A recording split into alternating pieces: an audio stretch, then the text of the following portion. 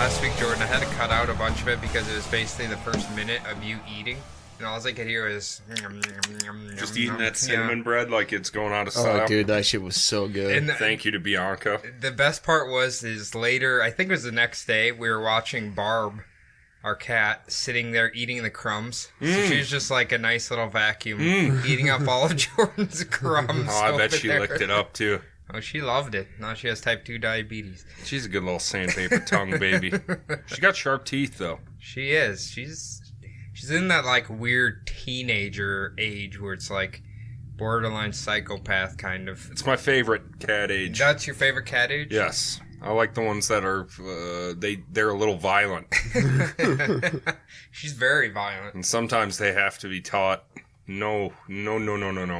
Adam, I wanted to ask you, because you said you caught up on Hard Knocks, right? Yeah. Okay, so I have a conspiracy theory, because obviously we know today Antonio Brown got released. And then signed again. By the Patriots, yeah, obviously. We knew that was going to happen. But anyway, so during the show, obviously before it even started, he had all the drama. The helmet. Right, and I think it was episode 3 or 4, I think he was going out of his way to make himself be some good guy. Dude, he was trying to make himself look like a saint. Yeah, he's like going to high school, signing autographs, he's doing all this. He wanted to portray himself as like the innocent guy. It's perfect PR. Yeah. It's perfect PR. Have you seen the meme going around Reddit about it? Where it's like Antonio Brown signed a $30 million guaranteed contract. And by the end, or from when he signed it to now, he's made negative $300,000. Yeah. It's like, okay, Antonio, what do you have to do? Show up and play football. Okay, I can do that. I know. No. Just kick a guy in the face again. That was fucking awesome. Yeah, that was awesome. That was the coolest thing I've ever seen. I forgot about that. I think this year they banned leaping, I think. Wow. I think you can, or is that right, Jordan? Or is that on field goals? Maybe that's only on field goals. Oh, yeah, I think it's on field goals. Special It's one of those, defense. like, experimental rules. I think I think it's any of it. You can't jump within, like, so many yards of the line of scrimmage. Okay. So, Huh. I don't know. I don't know either. Mitch Trubisky for MVP? Yeah. Holy crap. He's catching flack. He's not flack. Good. He's fine. He's a serviceable quarterback. He's fine. I don't know. He didn't throw the the ball Packers very just good. changed their defense. They're essentially copying, like, the 84 Bears and what college teams do now. Or 85 Bears. 85 Bears? Yeah, like, the scheme the Packers ran on Thursday night is the exact same scheme they you know ran. What am I doing? Playing legacy teams on Madden? But that's what college not teams are using now. Do you not realize that every single team uses the 85 Bears, what did they call it? Like osmosis defense or something like that? No, it's a nickel package with, I think it used to be called the Bear line. No, all it is where they overload the linemen with more people. That was the 85's Bears. Yeah. They didn't realize how to, like, prevent it or whatever. Right. I don't know. I don't think they're breaking any ground here, Jordan. Well, they're not. I'm just saying they're adapting it effective. and doing well. Sorry, I'm putting the game on Mitch Trubisky. He sucks. I call him Johnny Trubs for some reason. Johnny, was that a football player? I don't know. But I call him Johnny Trubs whenever I'm talking to Herschel. Johnny Trubs, okay. Noted Bears fan, Herschel. Well, I'm sure by the end of the year he'll jump to another team. Doesn't he do that? You know, once he gets his heart broken, Yeah. he finds a bandwagon. I remember when the Cubs won the World Series, then he started wearing his White Sox hat around. Yeah. Fucking Yeah. Herschel. Hello, everybody. Welcome to another episode of the Bumblebutt Podcast, the only podcast on the internet that uploads weekly. Who knows what it'll be about? Certainly not me. My name is Adam. Sitting across from me is Jordan. Hello. How's it going, bud? Oh, I'm... Bushwhacked? Fuck, yeah. You know what? Just right out the gate, I'm going to assume everybody's week was as dumb and stupid as mine was. Is that true? It was a short week, though. So yours was fine? You had a fine week? No, it wasn't fine, but that wasn't my fault. It was my partner's fault. Okay, so this week was shit. Jordan, it was shit for you too. Yeah, I had to fucking work on a holiday that was created so people that do what I do get a fucking day off. Yeah, but that's funny In fact, because it happened to you. you specifically said that we shouldn't have the day off, and you should because you're a quote-unquote laborer. You did say that. Yeah, it was designed for the It's trades. a weird flex on us. It is. And Especially for somebody that's not even in the union. he will be one He's a day. fucking scab He will laborer. be- I've yeah, he's a applied. scab. I've applied for a few of them. He is a goddamn scab. I am a scab. Which one are you trying to get in? Like the plumbers union? What? I mean, listen, Roto-Rooter? Yeah. just because I know the basics of how plumbing works, hot left, cold right, shit runs downhill. Do you know how to plunge a sink? Because as we discussed on this show, I know how to. That I don't think it would be that hard. It's not hard, boys. It's real easy. I think how to do it's literally in the title. Oh, plunge the sink? Gotcha. Plunge the sink. Well, maybe I was trying to make it a little more high-tech than it needed to be. It would have been awesome if you bought like a really expensive snake and everything and we're like trying to do it all professional. And then it just needed a boom boom with the plunger. All right, Jordan, you had a shitty week. You worked on a labor holiday. Yep. You have grief with that. I understand. And I had to work today. And you had to work on a Saturday. I got woken up by a phone call from one of my coworkers. Like, hey, where are you? I'm like, you literally woke me up. And they're like, why aren't you at work? And I'm like, it's Saturday and I wasn't told I had to be. Is it a fucking mandatory? He's like, yeah. I'm like, fucking boss man never told me it was. So Were you all hungover? No, I was just fucking tired. Wow. You're always tired though. That's true. All right, Jordan, good job. Also sitting across from me, drinking a different brand of Mexican beer No, this week. I've been drinking Pacifico for a while, haven't I? No, Modelo. Okay. Last week was Modelo as well. Pacifico, this is your... Yeah, Pacifico's my fucking favorite. I'll say this. I'm going to thank Jordan for one thing, recommending Pacifico because now I've been drinking it. Nonstop. Yeah, that's the new one. Cody, you've became an alcoholic recently. No. I'm just saying if I drink, that You is drink what I drink. you drink the same amount as Jordan now. Oh, come on. No, that's not fair. That's like comparing. That's just mean. That's not That's fair. like comparing a water slide to the Hoover Dam. You have like one beer per recording. Yeah. If I drink too much, I lose focus. I know. can't do that. I know. You need to have Kinda your druthers suffers, about yeah. you. All right, Cody, what did you do this week? Worked. Yeah. And then, I'm going to tell a quick story here. Okay. Before we get into this. Let's So, tell me. last night I went to Barrios, had some quesadillas, had some Pacificos. Well, afterwards we were like, okay, let's ride the little scooters around, right? Like the Lime scooters. You fucking love those things. In the middle of the night, it's pretty fun. Fucking hipster So trash. I got heckled twice. Good. Okay. Secondly, a carload of girls were like screaming at us. They Hell probably yeah. plastered. Did you show them your wiener? Yeah, I did. Yee. It flashed in my window. No, Woo. but then we passed this other one. I think it was a cab driver. And he told us, he's like, you guys are gay. Yeah. That's literally what he yelled out the window. Jesus Christ.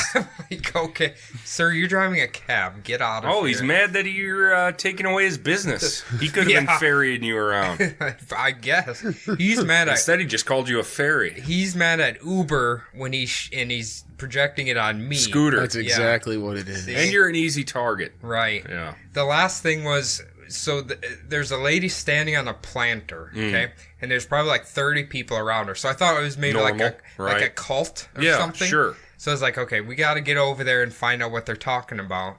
But I didn't want to get too close to them. So we went on the other side of the street and we're sitting there listening.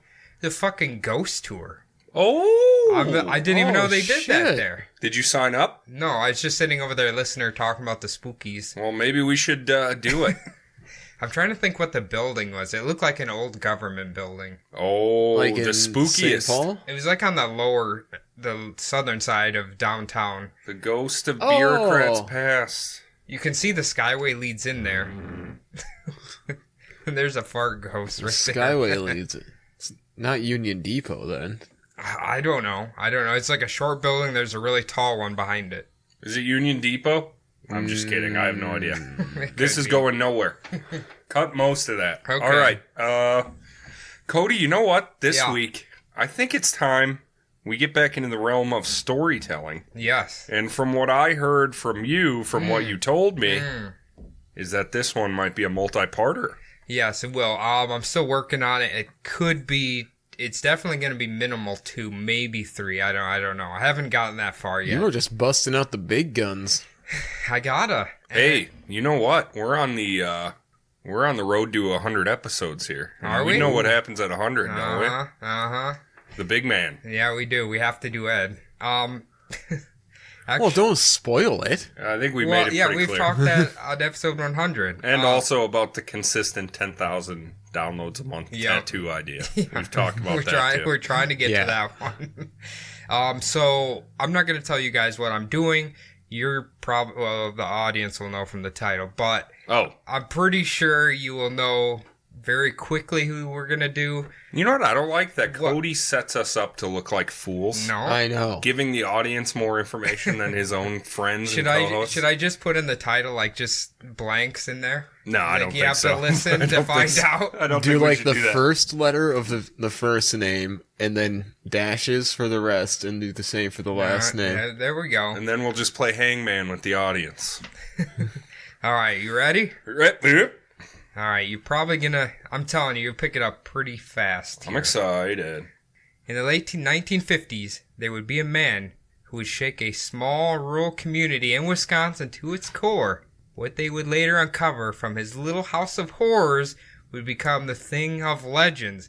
How could anyone have expected to walk into a home filled with such depraved and deviant behavior that had never been witnessed on such a large scale before?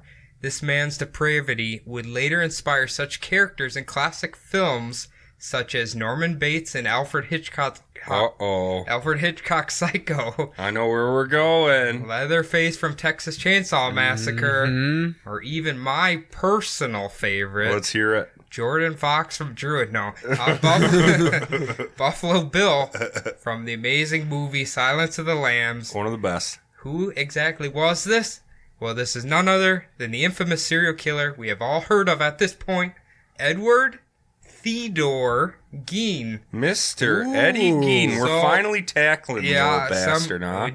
We're going right for the big butt here. I like it. He's like the J-Lo butt of serial This is killers. like our first really big name one that It we've is. done.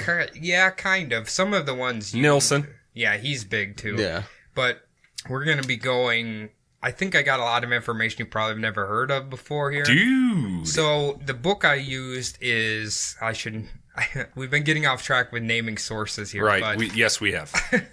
it's called Deviant by Harold Schechter. Okay. And I think he's like the top tier guy on most of the serial killer books, and his book is actually amazing. It's like one of the first times I can remember reading a true crime book where you're just not just like, oh my god, get to the fucking point here. It's On some of the forums, intriguing. On some of the forums I read, this book comes up quite often. Yeah, I'll say this: terrible cover, great book. I know it was written a while ago, but terrible cover. Hey, that happens. It's just like Ed's head with a bunch of like hippie like I don't even know how to describe it. It's just like not psychedelic great. shit. Yeah, it's just like, come on, update it, Harold. You know what? That on Netflix, there's a show called like Serial Killers with Piers Morgan. I will never watch it, but the cover of it is just the dumbest looking fella I've ever seen. I feel like I've seen that on there. Isn't it just him like sitting on a chair, just kind of like staring? I will never, ever watch Serial Killers with Piers Morgan. Before we dive headfirst into Ed Gein, or Eddie Gein, as some refer to him as, have you ever heard him been called that, Eddie? No. In the book, I'm not going to call him that, but in the book, like Harold calls him Eddie throughout the entire thing. Call him Old Eddie, huh? Yeah, it just doesn't seem fitting for him. We need to dive into the life of his parents. We will start off with the tragic beginning of his father George Gein's life. Sometime in the year 1879, George Gein was living on a farm in Coon Valley, Wisconsin. Jordan. What? Jordan. I wonder if that's still there. You know, we have Coon Rapids here. And Yeah. It's kind of It's maybe offensive. It's bad. Yes. It's bad, I think. When Creepy Real was here, Ashley was like, "What did you say?" When I was talking about Coon, I was just like, "Yeah, my cousin lives in Coon Rapids." She's like, "What did you say?" And she's from Texas. I know.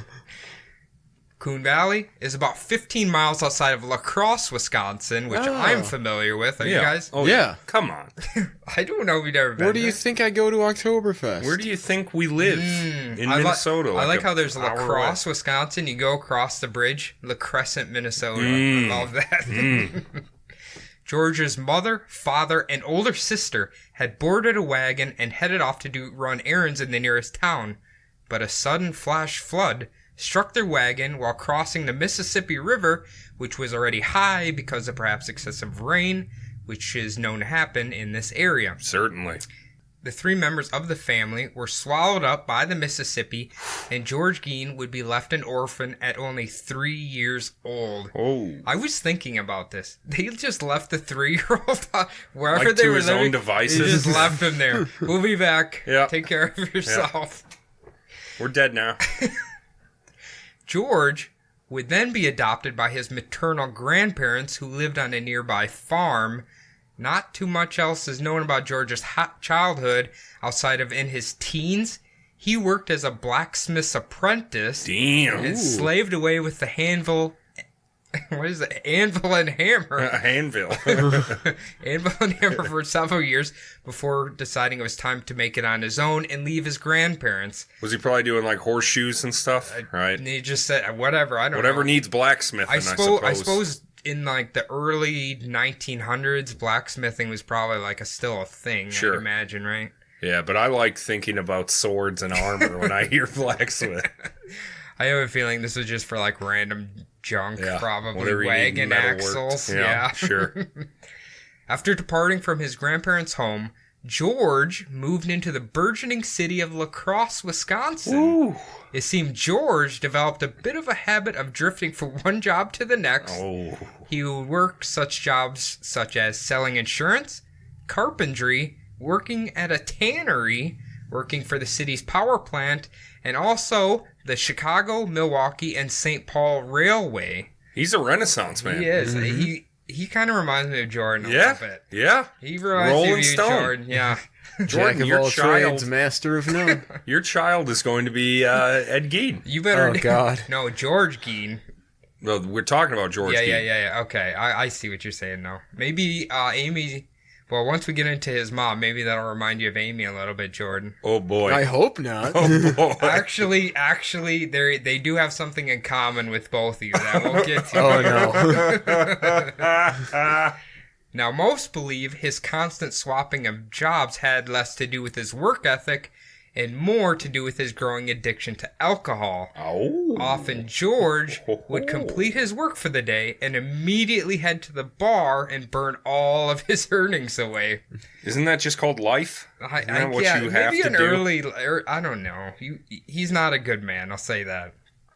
For a man who had lost his family at a young age and whose grandparents raised him in a cold, loveless home, he seemed a bit lost in life. Perhaps a nice lady could set him on the right path and revitalize his purpose. Certainly. Enter Augusta. Behind every great man is an equally better woman. I don't know if she's a better woman. Well, She's you know scary. what? I think she's going to put George on the right You path. think so? She's going to fix his life? I think she's going to turn his ass around. Get some ambition, George. Now, Augusta had a much different childhood than George did. She came from a large, industrious family with half a dozen siblings. What? George was playing with stickers. Stop it. Augusta's parents had immigrated from Germany in 1870 and often raised their children with old world values derived from the Holy Book itself, which included a healthy dosage of beatings, which obviously God has commanded them to do. In turn, it will come as no surprise that it would influence Augusta's extreme religious views. She would do some beatings for Jesus as well. Yes, later in life. How do you think my kids are going to get raised? Yeah. George and Augusta right over here. Yeah. Now, Augusta, around the time of meeting George, is what one would consider to be a bit thick. She's a rotund woman. She's robust. Okay. Perhaps even homely looking. Oh. Her attractiveness would have came for fierce determination, unwavering confidence, and confound devotion to her Lutheran faith. A strong, zealous woman. She is. Now, see the connection there, Jordan. You and Amy are both strong Lutherans. True. Are you True. not? Are you denying it? Do you deny your faith? No, you don't. No, he doesn't. Now, George and Augusta may be the perfect example of when opposites attract. Opposites attracting, you know. You like Paula Abdul? I love her. All right. My favorite American Idol judge. Oh, yes. But it does kind of make sense that George would find stability and a large family attractive in a mate. But what maybe would have made Augusta attracted to George was perhaps the ability to control such a weak, dour man, but still had the sexiest feature a man could to Augusta. Ooh. He was a practicing Lutheran. I see. See, you gave me the rope-a-dope there. Yeah, it's all about the Lutheran faith. I thought you were going to say he could cook a mean chili. No, I don't think he can do anything. That's too bad. The way the book describes him, he basically is like a zombie. Like he's like a zombie from Shaun of the Dead. He just kind of like mopes around. A drunken puppet for Augusta's fantasies. The two would be married on December 4th, 1899, but the honeymoon phase didn't seem to last too long for the newly found lovebirds. What do you think what do you think you do at a wedding in 1899? You read the latest. What's that British author's name that wrote Scrooge? Charles Dickens' book. Oh, okay. Oh, yes. That's what you do for fun? I guess so. I think you might take communion. Yeah. Well, not if you're a Lutheran, right? It's funny because Yeah, she's... Lutherans take communion. Do they? Yeah. I thought that was just the Catholics. Yeah, I thought it was just No. Catholics too. Okay. Well, I always viewed the Lutherans as like the laziest of the Christians. Yeah. Like Soft Catholic. Yeah. Like, I don't know. Are Methodists extreme? In their own way. Okay. Yeah. I know Baptists Baptists are are extreme. crazy. Yeah. I mean, the Methodists make a good baked potato, I learned today. Is that made from the body of Christ too or not? I hope so, because I had one. I love when we refer to like Catholics and their weird interest in cannibalism because they're eating the flesh of God or Yeah. whatever. Yeah. It's kind of true. Augusta would quickly assume the role as the tyrant of the household. George, as we know, has a less than impressive work ethic and a lingering drinking problem, and Augusta loved to berate him about it, often referring to him as a lazy dog or other such demeaning insults. Yeah, she's pretty abusive, and she loves that her victim is just a spineless little drunken cuck. Is he a cuck? No, probably not, but he is a drunken little twerp. It sounds like anyway. doesn't I don't really- want to cast aspersions. It sounds like he was like slight of frame, but he was kind of like ripped from like blacksmithing. Yeah, from That working makes his sense. entire life. Yeah, He's a real Gendry. Working. he's got those man muscles. He's got blacksmith muscles. Yeah, Most of the time, instead of taking a stand against Augusta, George would just bury himself deeper into his personal solitude, often remaining silent. Their home would often be filled with nothing but an uncomfortable, eerie silence. On rare occasions when George returned home drunk from the bar, he would finally snap after Augusta's constant berating of him, and he would hit her with an open hand over and over again. it's legal in wrestling. Is it an Yeah. open hand? Yeah, you can't closed hand. You At can least slap back- someone in wrestling. Oh yeah, Like WWE or like... yeah. That's how you're supposed to do it. Okay. At least back in the day. I know the chest slap. Yeah, the chops. But I'm saying in your type of wrestling, like high school Oh wrestling. no! Collegiate thought- amateur wrestling. No. Yeah, no, you can't do that there. I no thought that's slap. what you were saying. But I will say I was in the same boat as Cody for a second. Cause Sure. I thought I you know were you did wrestle in high school, and I was like, did he know a rule I didn't? You just slap them all over as much as you want. Right on the behind. You're a bad boy. I kind of like to watch that. Yeah. Just them slapping each Yeah. other. Slap boxing. Augusta would still be yelling and throwing insults at George the entire time he was hitting her. Most of the time after the beatings, Augusta would sit on her knees and pray to God for her husband's death. While their marriage was most certainly a toxic one, That's healthy. Augusta thought perhaps a child could alleviate some of their problems. The greatest mistake in the book. I'm going to say she thought wrong. I think everyone that does this thinks wrong. I'm having problems. Let's just have a kid. That'll fix everything. Let's solidify our lives for the next 18 years with a flesh contract.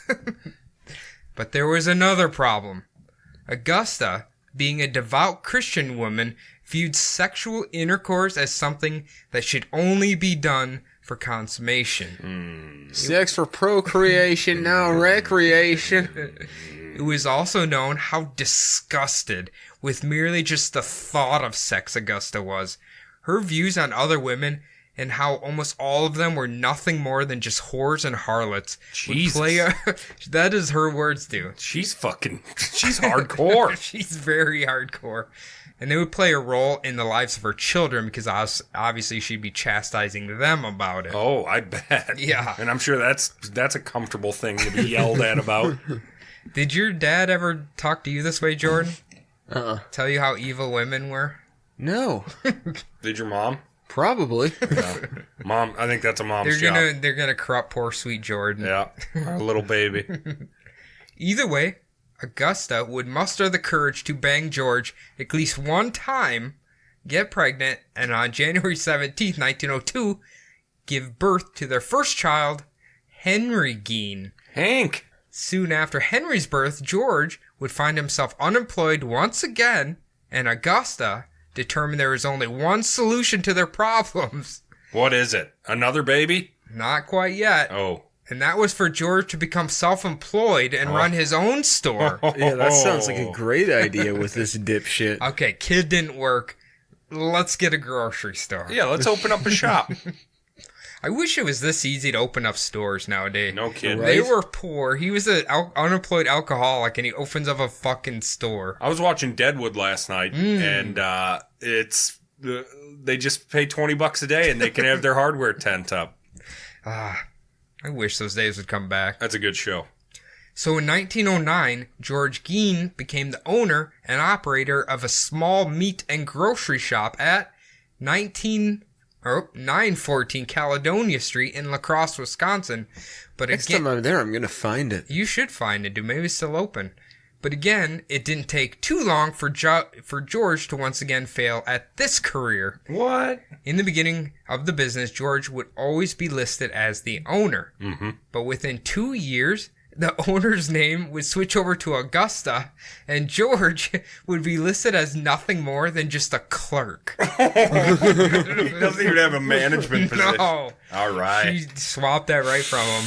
He has no ambition. He has no drive. Nothing. The only thing he wants is booze. I feel like he just can't physically do anything right. Yeah. Like he's just one of those dummies who just can't do anything. Just a failure. Mm-hmm.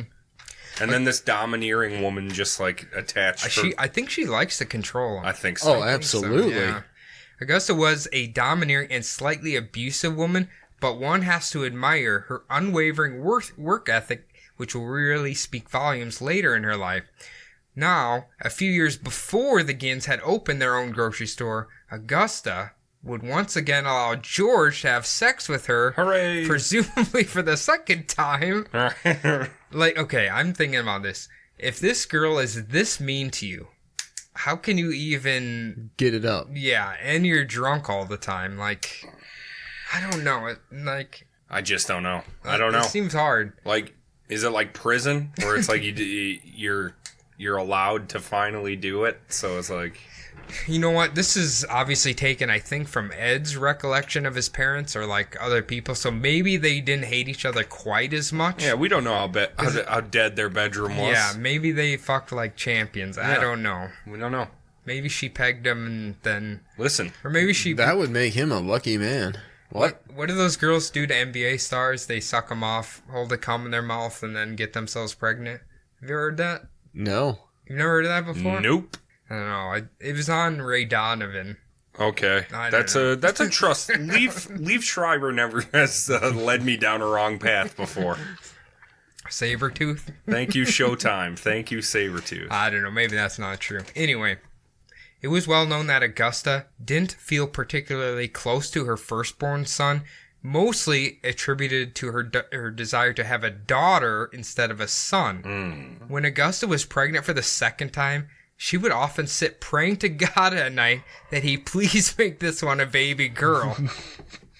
On August 27, 1906, Augusta would give birth to Edward Theodore Gein. Hey. While she was disappointed that God had betrayed her with making this one another boy, she vowed she could meld Ed into the type of child that she wanted. A new man. Right. Well, woman, man? I don't know. A new male. A new male. Okay. That's the proper term? I have no idea. I've heard that term before, and I don't know if it's offensive or not. So is it like new metal? I think it's NU male, yeah. Okay, all right. Well, it works. Unsurprisingly, Augusta would accomplish just that and held Ed on a different pedestal than Henry. In turn, Ed held his mother to a higher standard than any other woman could ever hope to achieve. So he was mama's little boy. Super mama's boy. He's like way beyond mama's boy. He's well past mama's boy. Yeah. Couple exits past. George, are you mama's boy? You call him George? You called Jordan. him George. Damn it. Okay, god damn it. Listen, I love my mama. Yeah, are you mama's boy? I mean, to an extent, yeah. I'd kill for my mother. Would you? If I had to, sure. Okay. All right. Well, I mean, that's nothing wrong with that. I mean, some of us in this room love our mother. I love my mother, too. Uh, I love my mother, too. Would you we kill all for Joe? Depends. What are we killing? Person. The most dangerous game. Perhaps. Good. I think she would kill him herself, so I wouldn't have to worry. Probably. Later in life, even mentioning his mother would bring tears to his eyes. He viewed her as an absolute goddess, even if he felt like he could never actually completely satisfy Augusta. What the fuck? She's a tough cookie, dude. Yeah, man. Take, for example, one incident when Ed was roughly about 7 years old. Augusta had given him a few coins and told him to head to the local German bakery and pick up a fresh loaf of bread. When Ed finally reached the shop, he soon learned he had lost all the coins somehow. He sat on the street for a long time, too terrified to return home and have to inform his mother that he had failed her. When he finally mustered the courage to return home and face the music, he stared up at his mother with his eyes full of tears and told her that he had lost the money. Augusta simply replied to him, "You dreadful child, only a mother could love you." Wow. While disappointed with Ed, she still loved him more than anything. Ed also has some memories of when his family owned the grocery store. Mostly how Augusta did nearly all of the work, waiting on the customers, operating the cash register, and balancing the books, while his father, George, just shuffled around the store rearranging goods at Augusta's instructions and occasionally delivering groceries. that kind of sounds like a dude I worked with at Kmart. Really? He's a shuffler? Yeah, like, he'd shuffle around and he was just like a stalker. Shelf stalker. I wonder if they were getting like government assistance for Oh, that. I think they were. Yeah. I love shufflers. But he's just like, hey, bud, can you do this for me? Never mind. Another memory Ed had was that of a mysterious windowless building behind the grocery store he was forbidden to enter. Ooh. Of course, when you tell somebody that they cannot enter somewhere, I need to get in there. curiosity will soon overtake any sort of fear of repercussion. Oh, yeah. Ed would witness cows and pigs being led into the building and then occasionally hear the animals screaming behind the closed door. One fateful day, Ed made his way to the building and took a peek through the slightly open door.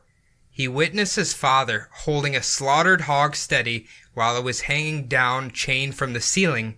Then his beloved mother took a long-bladed knife, slicing the hog open and disemboweling the animal. Ooh. Ed would forever remember the memory of his parents wearing long aprons and being covered completely in blood. I was gonna say, it's probably their secret sex dungeon.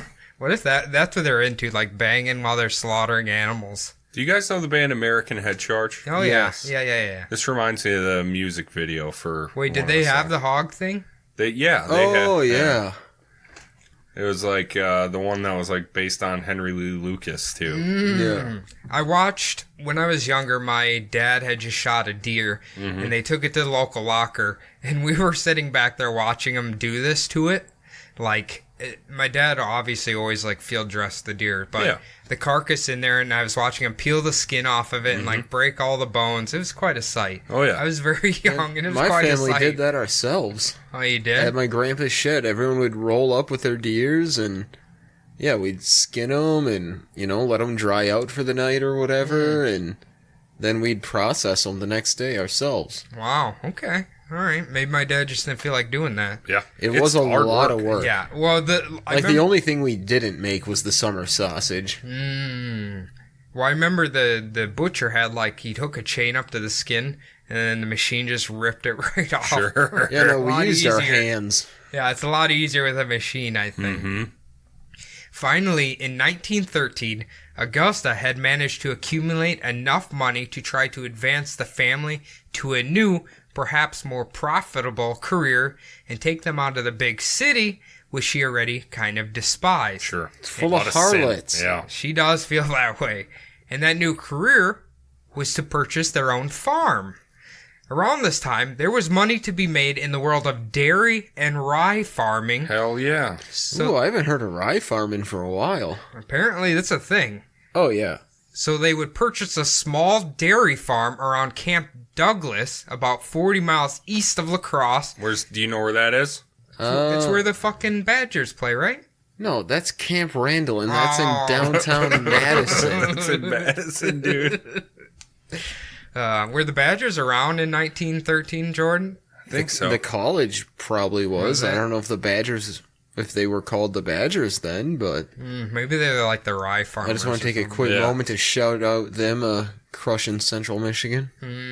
Yeah, I'm sure it's really hard to beat a Division III school, Jordan. all the games today were all just terrible. Yeah. 'Cause it's What like was the, Bowling Green versus Kansas or God. So something? I heard Michigan versus Army was actually That good. one it went was to good. 2 overtimes. but like all of them were like 60-0 Yeah. or something. Yeah, the Like, Badgers won 61 to it's- 0. That's the disgusting. first like 3 weeks of college football is just not great because Yeah. it's just like beating the shit out of crappy teams. Yeah. You just Hey. got tomato cans lined up.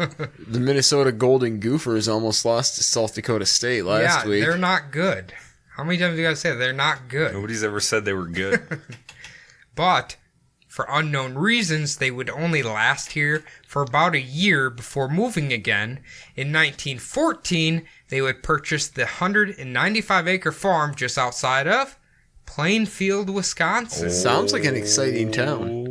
I think I looked up An exciting meadow. the current population. I think it was like 800 people Right now? right now. So we could go snatch up some real estate. Probably like a Yeah. $5,000 house. Hell Let's yeah. go. The locals often referred to it as Old John Greenfield's place. Oh. Around this time, property was almost entirely listed under men's names, but not this time. The property owner would be listed under Augusta Gein. Gein, landowner. I feel like Augusta or Augusta, that's like a very powerful name. It's like tough. they mean fucking business. That's like a Germanic warrior. If she wasn't so mean and abusive, this would be great. Yeah. It was a nice little farm. It had a nice little 2-story white house, Jordan, not Ooh. 1.5 stories, with a parlor, kitchen, 2 bedrooms on the first floor, and 5 more rooms on the in the upstairs. It's a beautiful farmhouse. It's Yeah. a big fucking house. And also, it's not a small farm. Basically 200 acres. well, the house was small. Well, The house was small. but it had a lot of rooms. It had a lot of rooms. land, It had a too. lot of room. Outside was a decently sized barn, a chicken coop, and an equipment shack. We call those pole sheds. What, an equipment shack? Yeah. Okay, alright, call it a pole barn then if you want. It was a very nice little farm for the Geins to get started. Now, Augusta would furnish the home with multiple pieces of elegant items she had collected over the years. There was another particular thing about Augusta. She seemed to have a slight OCD about cleanliness. Okay. She might not have the nicest farm in Wisconsin, but she was going to make damn sure it was the cleanest and tidiest, which is ironic of how Ed would treat the house later in his life. So she like collected all these little tchotchkes and furniture. She had all these, I feel like when I was reading the description, it felt like shit my grandma would have in her house. Exactly. That's exactly what I was thinking. Phyllis Peleni. I was thinking of her. She used to have all this dumb shit. Another plus in Augusta's eyes about the farm was its location. It was roughly about 6 miles outside of the actual town of Plainfield. Their nearest neighbor was the Johnsons, located a quarter mile down the road. Other than that, it was nothing but desolate meadows and woods surrounding them.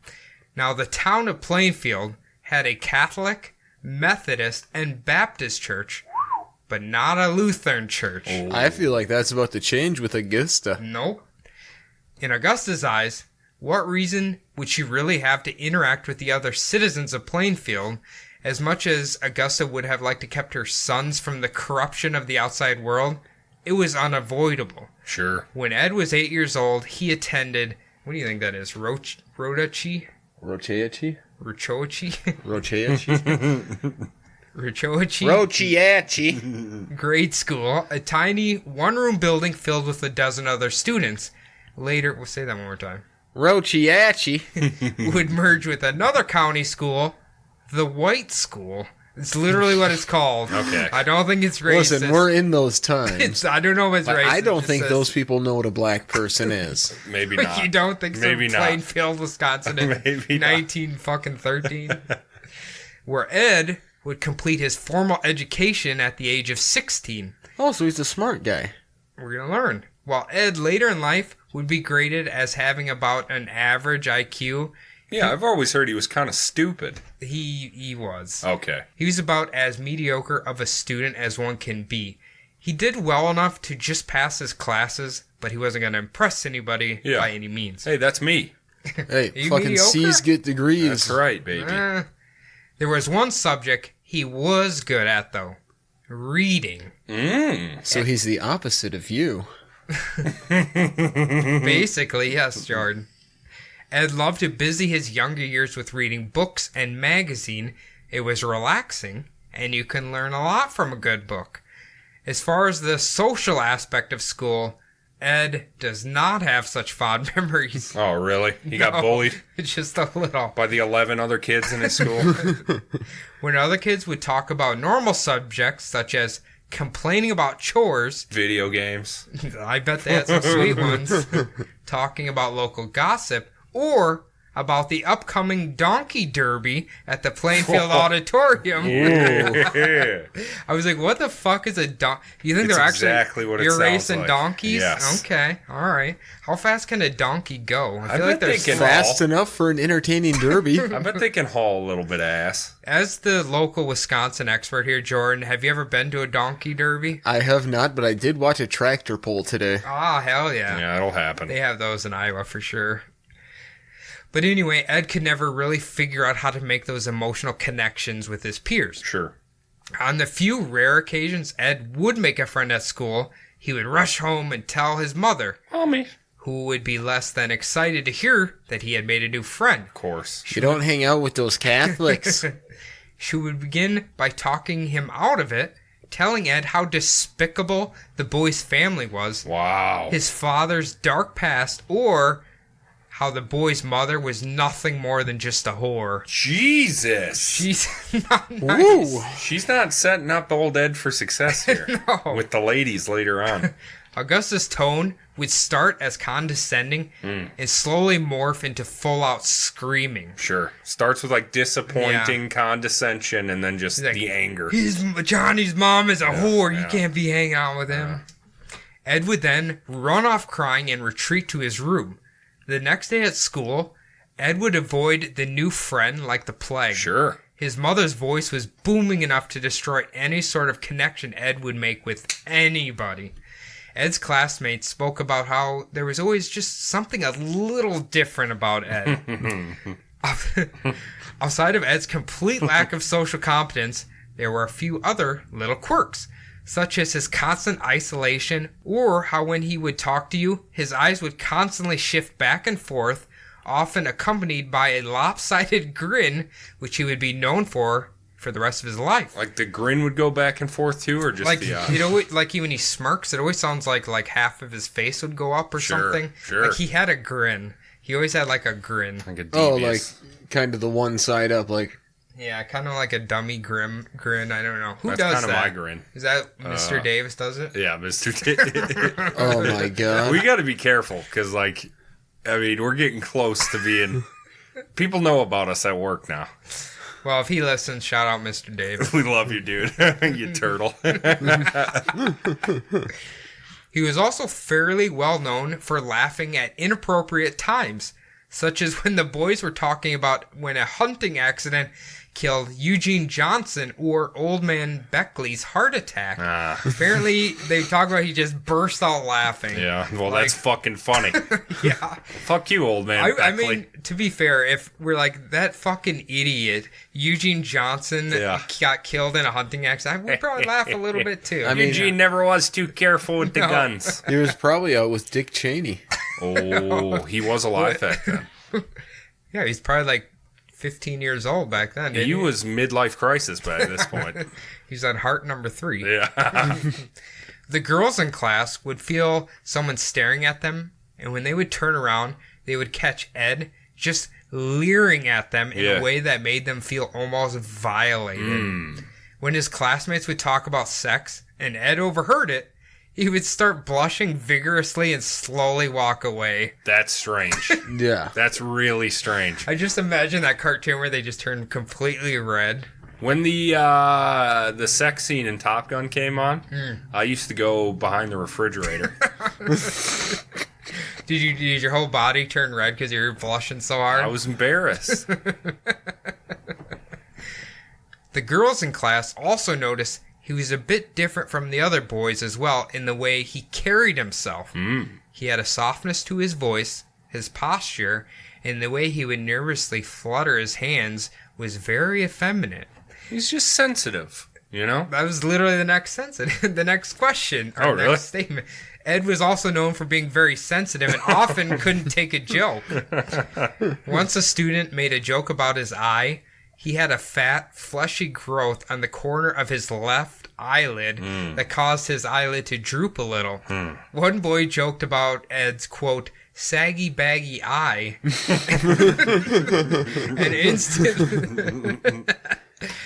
instantly his demeanor changed and he began to cry. Oh, man.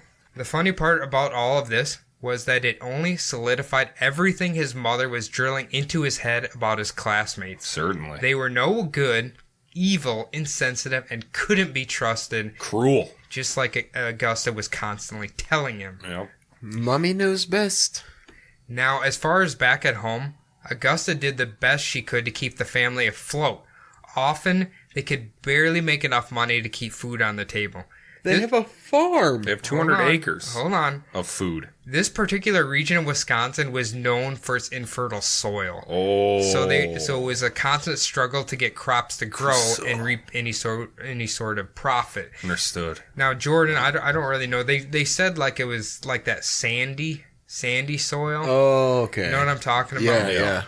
It ain't that good Iowa soil, right, Jordan? That's right. It ain't that good Osceola soil. They have good soil in Osceola. Oh, yeah. Do that? Good Is soil? it fertile? It is very fertile. Can you plant a baby in it? Probably. Oh. Have you had sex with a field before? You ever fucked the Who field? hasn't?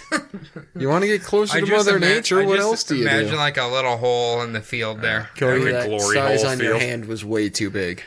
Like is No, that no, the make it world's something like that. That's my hole. Is that the world's smallest vole or what? Yeah. What's going on here? We have the world's smallest mole digging on our field again. And for some reason, secreting white liquid everywhere. That's its go fast juice. When it needs to get away from a predator, it squirts that out its butt. To make matters worse, George seemed to sink even deeper into his paltry existence. He would spend most of his days loafing around, drinking, and abusing his wife and children. Listen, don't talk about my dream life, okay? You want to be a loafer? Yes.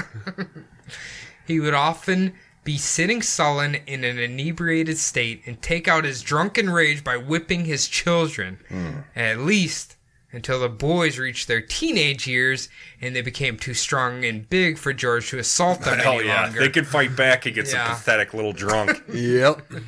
Then George would focus his anger on accusing his wife of adultery, which, if we remember, couldn't even really be possible, seeing as Augusta was so disgusted by even the thought of sex. She hates dicks a lot, and she hates men a lot. Oh, yes, she does. And women. She hates everybody. But why did she want a daughter so bad? So she could, like, shape it in her image? I'd make her a good Lutheran girl, maybe? Okay. I don't know. Oh, goddamn. She's a hateful woman.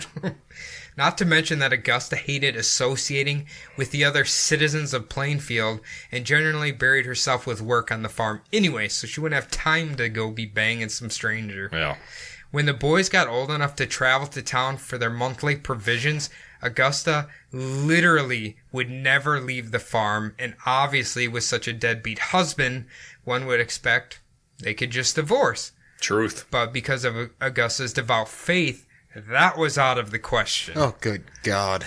Hey, you know how... You're a Lutheran. You know how that is. You can't be divorcing. I know so many divorced Lutherans. I've been divorced. Oh, Jordan's divorced. Oh, shit. Man, I wish Augusta was here to fuck you up. Me too, man. He's just a whore. He is. This was obviously not the ideal situation for any child to grow up in. Nope. Ed had no stable father figure to look up to, and his mother, Augusta, was constantly warning him about the dangers of the outside world. Some of her favorite activities to do with her children included sitting in her rocking chair and reciting Bible passages from memory. Ooh. She memorized the bitch? She memorized them. That's My girl. That's a flex. My girl. She would warn them that a second great flood was on the horizon and would wash away the sins of the modern woman, or read passages from Revelations, or recite this passage from Proverbs. I'm going to read it here. Proverbs. Whatever. Proverbs. The lips of a strange woman drop honey, and her mouth is smoother than oil. But her latter end is as bitter as worm's wood, sharp as a two-edged sword. Now therefore, my son, hearken unto me, and depart not from the words of my mouth. Remove thy way far from her, and come not nigh the door of her house. For why shouldest thou, my son, be ravished with a strange woman, and embrace the bosom of a stranger? What, my son? And what, O son of my womb? And what, O son of my vows? Give not thy strength unto women, nor thy ways to that which destroyeth kings. Ooh. So, is that in the Bible for real? Like, yeah, apparently. Fuck your own in mom. Proverbs. It must be Old Testament, right? Because Proverbs every is other old. woman's pussy is made out of It's gonna slice your dick up like a two-edged sword. It's bitter, like whatever it was called. It's Wormswood. Wormswood. It says a woman's womb basically destroys kings, so... Yeah. How does she memorize that? I think she has the entire Bible memorized, to be quite honest with She's full you. of zealous hatred. After the passage, Augusta would reach down and hold her children's hands and make them promise they would not become corrupted by the harlots of the world. While Ed was doomed to follow his mother's message, his brother Henry, at least in his teenage years, was able to rebel against his mother's preachings, at least for a while. Oh, so he was banging. It didn't say if he was banging, but... He was interested in women?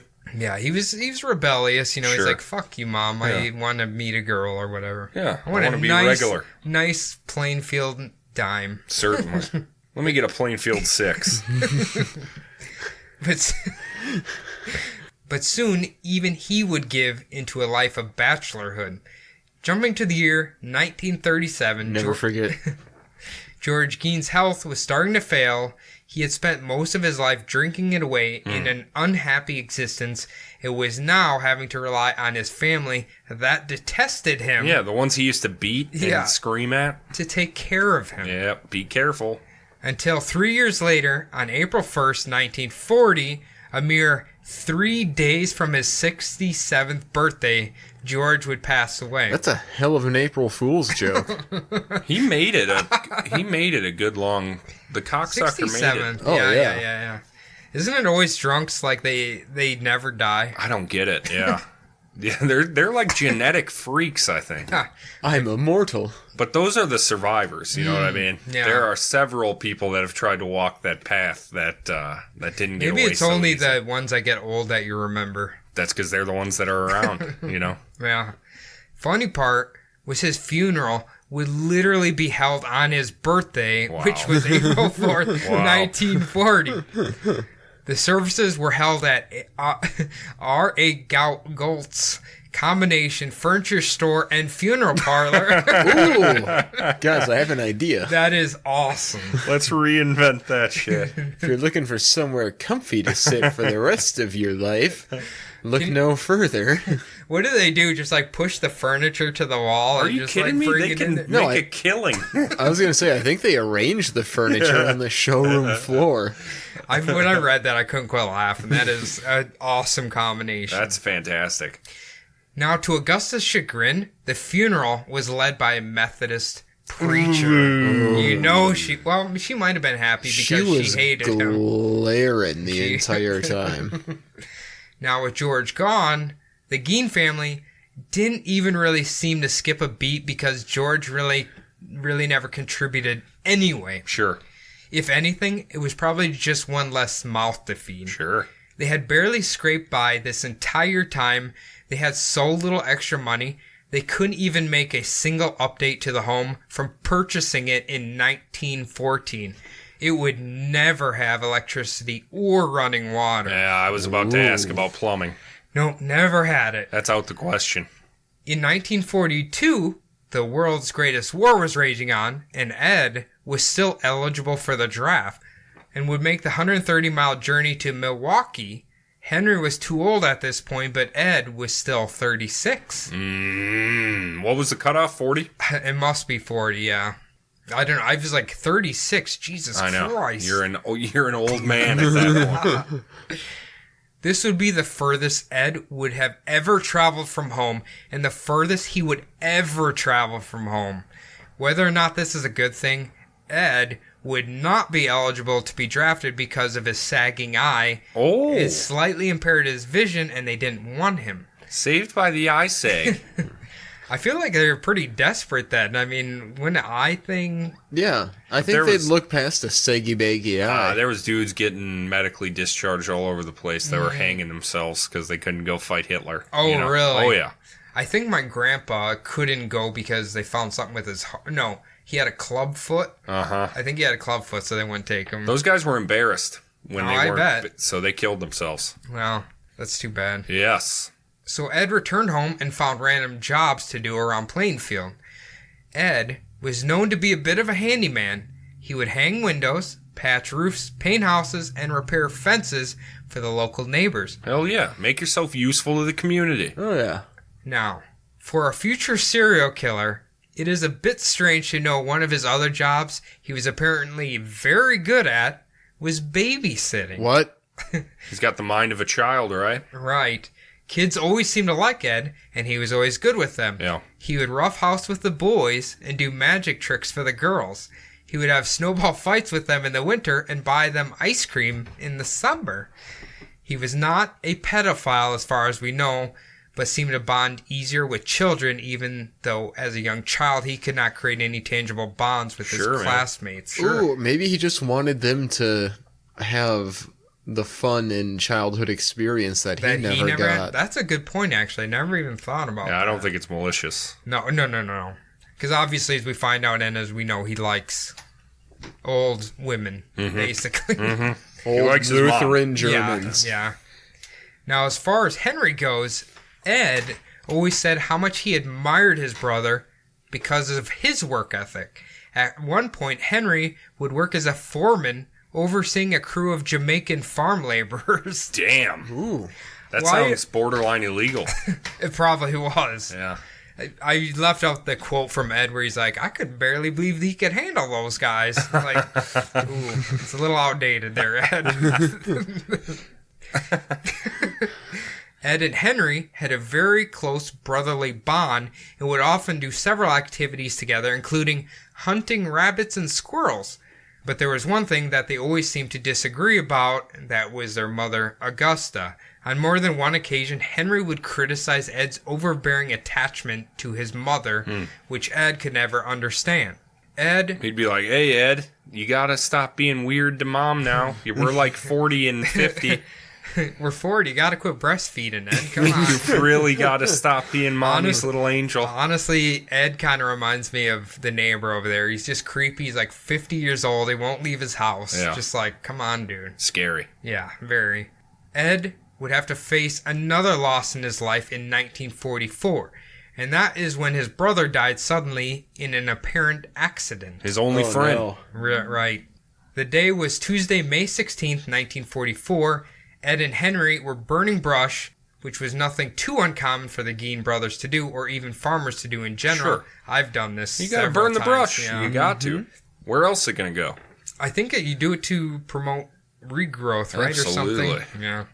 But my grandpa, he's had a runaway fire once or twice in his life. I know he has. Because he'd set the fire, then he'd just disappear for a few hours. And be like, oh, it'll be fine. I'll be back in a bit, check on it. And then there'd be a runaway fire. That was my grandpa. What a beast. Henry apparently got caught within a runaway fire and would die. Fuck. According to Ed later on about the accident, first off, the fire was Henry's idea. Ed had tried to talk him out of it, but Henry insisted. The grass was particularly dry this day, and when a huge gust of wind came through and fueled the flames, it quickly spiraled out of control. Ed was frantically trying to put out the fire, and when he finally managed to do so, he couldn't locate his brother. It was beginning to get dark, and Ed went to the local police to get help. Now, this is the point when speculation on whether Ed would have actually murdered his brother comes into play. I don't think so. When Deputy Sheriff Frank Engel arrived on scene with Ed, somehow Ed had magically taken them right to where Henry's body was laying lifeless. Even though he couldn't find him before he went for the police? Okay. Right. Let me go through the story, and then I got my speculation on this. Secondly, Henry was laying face down in patches of land that had been very clearly been scorched by the fire, yet Henry's body showed no signs of being burned by the flames. His clothes were covered in soot, but they were not damaged by the fire either. Upon examination of his body, they noticed funny bruises on his head. When they asked Ed how he was so easily able to locate his brother's body, Ed shrugged and said, "Funny how that works." The perfect defense. Oh, just the damnedest thing. When the coroner did a full examination of Henry, they determined he had died of asphyxiation and there was no foul play. Obviously, as we know later on of Ed's activities, it brings into question, could Ed have murdered his brother? But for what reason? Most believe that Henry was simply overtaken by smoke and heat, and when he fell, he hit his head on a rock. Sure. Others say that Henry was known to have a bad heart, and when he struggled with the flames, he had a coronary. So my thing is, like, with him being on the burnt grass, right? Right. I could see Ed, or he died, and Ed was freaking out and moved his body. Sure. To try and CPR try to save him. whatever. Yeah. It was like you said. It was like his really good friend. Why would he murder him? Yeah. Just because he was talking mess about Augusta. His mom. Yeah. I really don't think. I don't see it. Yeah. Either way, in May of 1944, the Furniture Funeral Parlor had another Gein's funeral to host. Fuck. Not too long after Henry's death, tragedy would strike the Gein household once again. If you say Augusta, I don't know if that's tragedy. You don't think so? Her dying? No. To Ed, it's a tragedy. Yeah. One day, Augusta was complaining of feeling faint and sickly. Ed would quickly load his mother into his truck and head towards Wild Rose Hospital. By the time they arrived, Augusta had to be taken inside by a wheelchair because she was too weak to stand on her own. She had suffered a stroke, but survived. She's still alive. While Augusta was hospitalized, Ed would visit her every single day, and Augusta would tell Ed what he would need to do on the farm while she was in the hospital. Okay. Can you imagine visiting your mom in the hospital? She has a checklist of chores for you to do. God. I was going to say at first, like, visiting your mom every single day after she has a stroke. I'd do the same thing. Yeah. But yeah, if she's giving me errands, She's maybe like- my visits would be a Like, little less. Adam, Swiffer the floor, dust this room, vacuum this room. Change the cat litter. At night, Ed would sit by her side, reciting to her some of her favorite Bible passages. Perfect. Such as one of her personal favorites, Psalm 6. By mid-1945, Augusta was finally able to begin walking again and would return home. She just hopped right back into her duties on the farm, almost like nothing had happened. That's probably not smart. No, not at all. You're probably going to want to switch it up to be a little more post-stroke friendly. Calm down a little bit.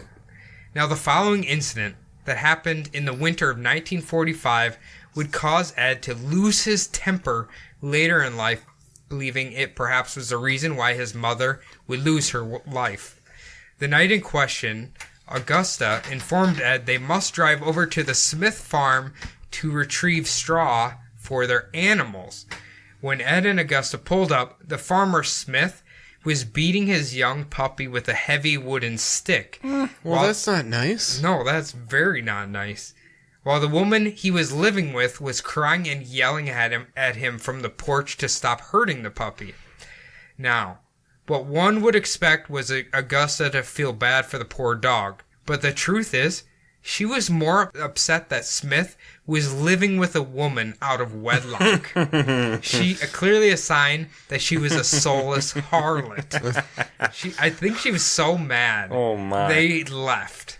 Whoa, they didn't even get the hay? No. She was so mad he was living with a girl out of wedlock. Jesus. Less than a week later, on December 29th, 1945, Augusta would suffer a second stroke. That killed her. Yep, and she wouldn't be coming back from That this. killed her. Smith, you harlot, you killed Augusta. Hell yeah. How dare you live with a man out of wedlock? Her funeral was once again held at the furniture funeral parlor like the rest of her family.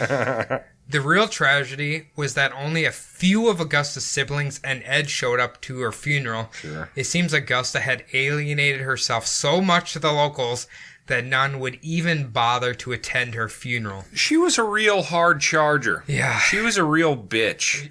Bitch. She was mean as fuck. Yes. At this moment, Ed had lost every person in his life. He had nothing left. His mother, who he adorned so much, was now gone. Perhaps this would be the final straw that would finally take Ed over the edge and allow his madness to overcome him. Push it to the limit, Ed.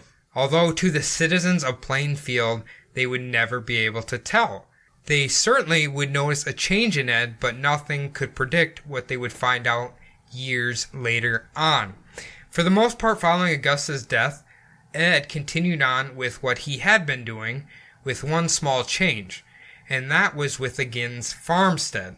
Ed had completely given up any upkeep with the farm work altogether.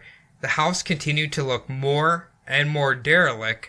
The paint was peeling off and becoming more weathered. Ed wouldn't even take care of the grass surrounding the home, and it soon morphed into a plain. Just super tall grass Sure. and all that. I remember a few farmers from Iowa would do that, just kind of like let it go. I used to make that argument to my parents. I used to say, you think the Native Americans ever cut the grass around their teepees? Why the hell do we have to do it? I don't think it's illegal to do that in the city, right? Nah, they'll do it for you and charge you a shitload of money. I think it's like $300 the time they mow your lawn. What? Yeah. Yep. Yeah, it's ridiculous. If they have to shovel your sidewalk, it's ridiculous. I think that's like $500. Yeah. Ed was continuing to do his random jobs around town and would just rent out portions of the fields to other farmers for a steady income. You know about that. I do know about that. Smart. Although I wonder how much he was getting paid because the fucking soil was so fertile. shit. Yeah. Well, find a sand farmer.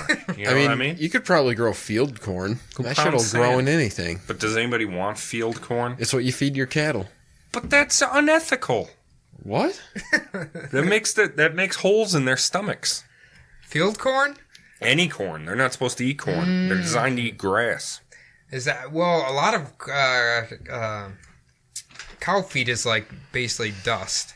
A lot of it is basically not good, and it makes me feel bad a lot.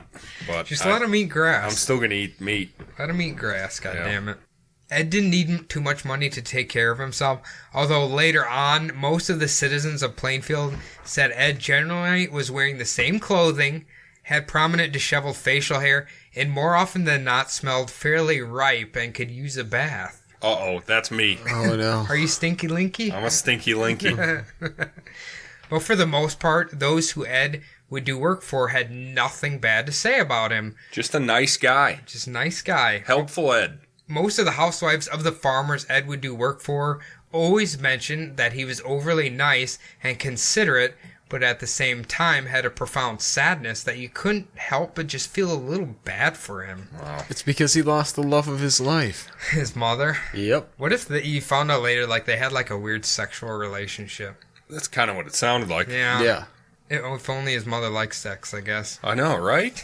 Well, why was she reading him that smutty-ass Bible thing? I don't know. I don't like it. Take, for example, when a wife of someone he was doing work for would make a full dinner for Ed and the others he was doing work with. Ed would literally get a plate full of food, but always wait to make sure everyone else was seated before he would seat himself. He would just sit there like a weirdo in the corner and just wait for everybody to sit down, which I guess that's nothing too It's bad strange. about that. It's strange. It's kind of strange, but it's like, oh, he's just being overly polite. Yeah, I suppose. At least set your plate down, you know? So when all the other men were finished and would retreat outside to smoke or whatever, Ed would just sit in the kitchen and linger with the housewives. Sure. He would just kind of hang out with them. He wanted to hear the gossip. The men, on the other hand, liked to play pranks on Ed. Take, for example, sometimes after a job, Ed would join the other workers for a beer. One time, one of the fellows got the brilliant idea of filling Ed's beer with half brandy. Oh. Ed chugged down the entire beer without even noticing, and they just sent him home completely blasted. In the book, Harold Schechter writes, like, his eye was sagging a little deeper tonight. Sure. Was he such a teetotaler that he just didn't notice the difference, or what? I think he maybe just wanted to fit in. Okay. And he was just like, this beer might be a little stronger than I'm used to. God damn. Another time, one of these fellows planted a smoke bomb underneath the hood of Ed's truck, then waited for Ed to come bumbling out of the house, believing his truck had just caught on fire, and everyone would just laugh. Oh my. We all know this type of person amongst our peers that always seems to be the guy or girl at the butt end of everybody's jokes. True. We might even have one at this table right now.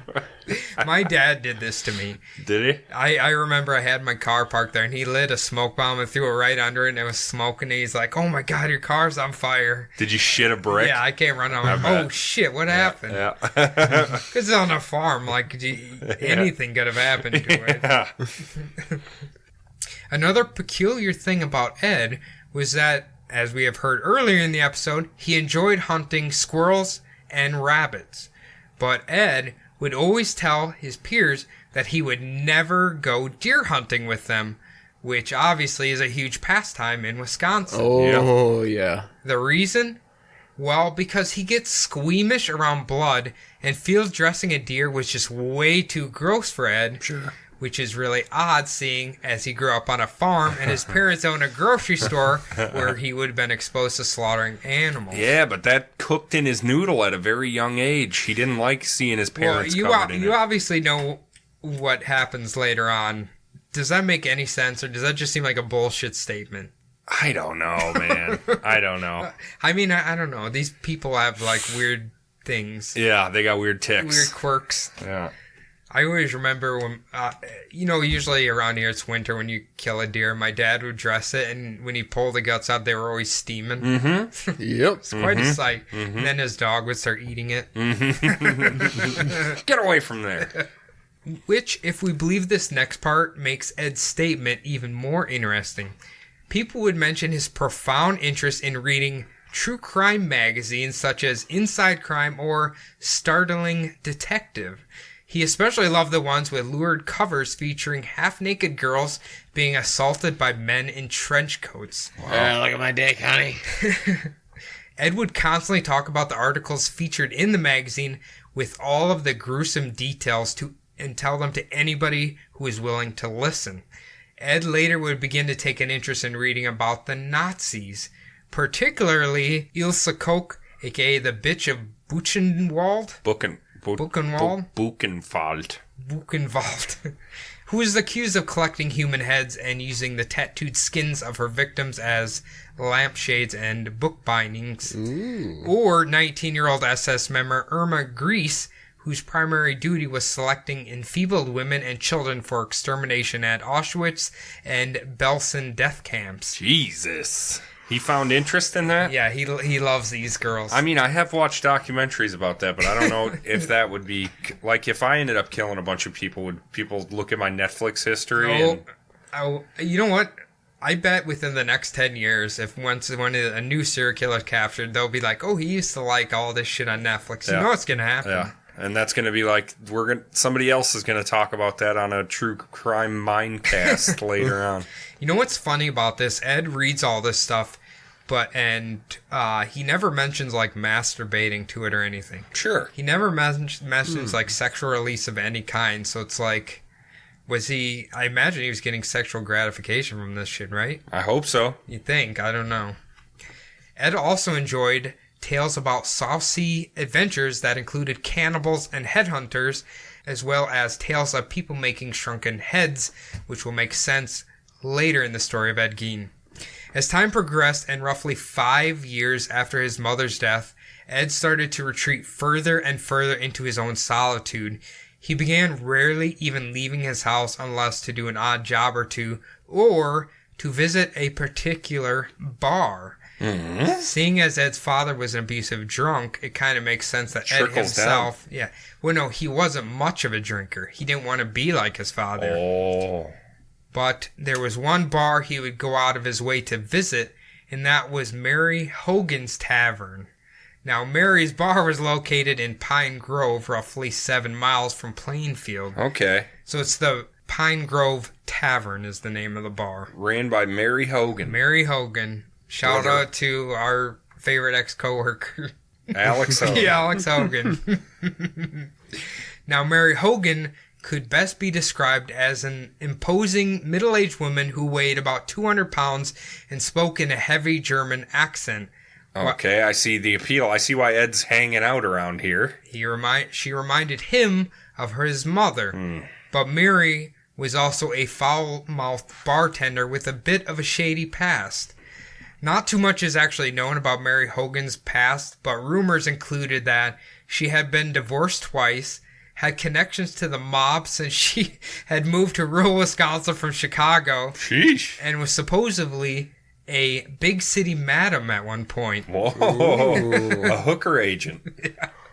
A female pimp, isn't that? Yeah. When Portage County farmer Seymour Lester entered Mary Hogan's Tavern on December 8, 1954, he was struck by the utter silence, which, even for a small-town bar, is odd, especially since the bartender herself was nowhere to be found. That is when Seymour took notice of the blood stain on the floor and quickly contacted the sheriff's office in Stevens Point, Wisconsin. And that's where we're going to pick it up next week. Whoa! Mysterious blood stain on Hogan's Tavern. We're going to find out what happened in her tavern next week, and then we're going to get into all of the grueling details. Like the hard shit. Yeah, so this is the shitty Spider-Man origin story. Yes. And next week is... Spider-Man 3. We're going to do some dancing. Yes, we're getting gross. We're going to fight Doc Ock. Well, gosh dang. I am excited to see where Mr. Gein takes us. Yep. I'm very interested. I really thought it'd be important to hear about his family. His dad was lazy. Oh, yeah. Yeah. Augusta was... Oh, no, I wasn't calling this a shitty app. No. I know what you mean. Yeah, his mother was not nice. No, she was a horrible, horrible person. You can find a picture of her. I saw a picture of her online. Not She was his dad. Was she a very handsome woman? She was a very handsome, very grumpy looking woman. Yeah. She looked grumpy in her photo of herself. I think she should look like a frog a little bit, is what I think. I don't know what she looks like, but I assume frog-like. Do you remember what Ed Kemper's mom looked like? Yeah. Kind of like that. Okay. Just like so they follow a mold. Apparently. Now, these serial Well, my killers, kids are safe then. like, why do the mothers have a designation, like serial mothers? Because I they're don't know. just as bad. Well, now, hold on, because we can't completely blame him because Henry was fine. Henry was fine, but he wasn't doted on like Eddie was. His mom didn't like him because he wasn't a girl. Exactly. And she liked Eddie because that was her project. Yeah, she's going to morph him into the little girl she always wanted. Cody, I love it. I'm Thank glad you. we're doing Eddie. Hell yeah. I figured it was about time for a big boy. So. Oh yeah. It is. And if you want to tell us about your big boys, you can do so at bumblebuttpodcast@gmail.com. What's that, Adam? bumblebuttpodcast@gmail.com. As always, follow us on Twitter at bumblebuttpod and on Facebook and Instagram at bumblebuttpodcast. I haven't done this in a while, it feels like. I don't know, been a few weeks. I think so. Now, time for the most important part of the show. At least if you ask Cody, the iTunes reviews. Let's get it. We don't have any. None. Okay. Well, everybody, you know what to do. Write the reviews. Let us know. Tell us all about how cool we are. And your darkest secret. And your biggest dick. Tell us about your own mother's most favorite Bible passage. Tell me about your favorite proverbs and Psalms. psalmos. What's the wedding one? Corinthians? Yeah. Yeah. Love is sacred. Love is kind. Love is patient. Love is blind. I don't know what it is. All right, everybody. Thank you very much. Thank you. I've been Adam. Thank you. And that has been Jordan. Thank you, Jordan. Thank you, Adam. And Cody. Thank you, Cody. Thank you, Adam. And as always, have a nice weekend, unless it's Tuesday. Get enough sleep and stay hydrated.